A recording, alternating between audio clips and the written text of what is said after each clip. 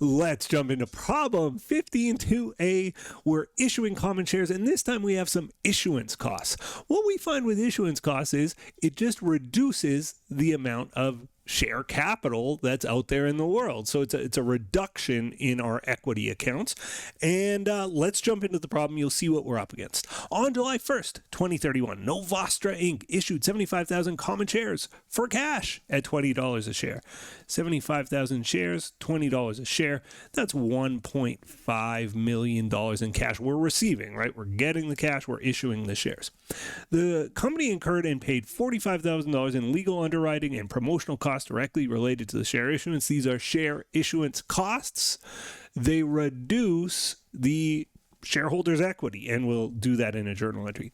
Assume the shares are no par shares. That's the difference between Part A and Part B. Part B, it's going to be $2 par value. So no par shares is absolutely the default outside of the U.S. I think par value issuances tend to be the default inside the U.S., but you have to know both in any context. So let's get to our no par shares. July 1st, so this is Part A.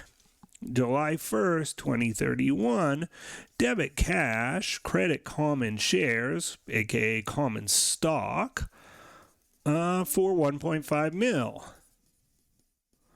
What about those issuance costs? Well, that'll be a separate entry. You can combine these. I like to do them as separate entries. It keeps it real simple in my mind. And here we're going to credit cash, of course. Our legal cost was $45,000, and it says we paid them.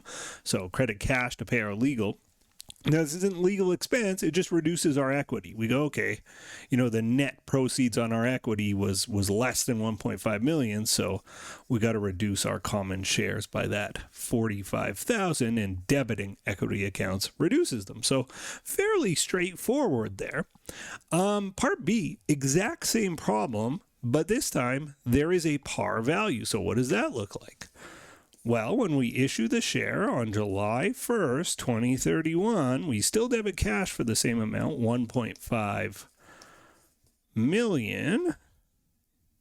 We credit common shares for the par value of common shares issued. So in this case, our common shares were, $2 par value, 75,000 shares. So that's 150,000, right? 75,000 times 2. I should be able to do this in my head. I couldn't. 150. And that means this other 1,350 goes to another account. We're going to assume the American context here, in which case we use the account name additional paid in capital. My Canadian cousins who use accounting standards for private enterprise, ASPE, you're going to use contributed surplus, or if you're in an IFRS context, easy for me to say, you use share premium, but we'll just use the good old American APIC, additional paid in capital. So that's the share issuance. Well, what about the issuance cost? Well, credit cash, of course, that doesn't change here, 45,000.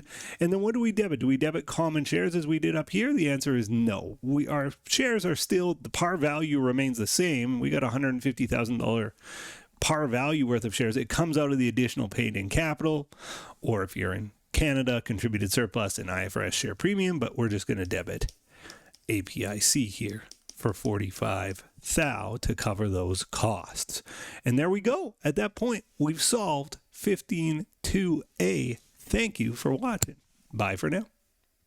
The next video in our series is right up here. And if you want a supercut of all of the videos in this series, that's the one down below.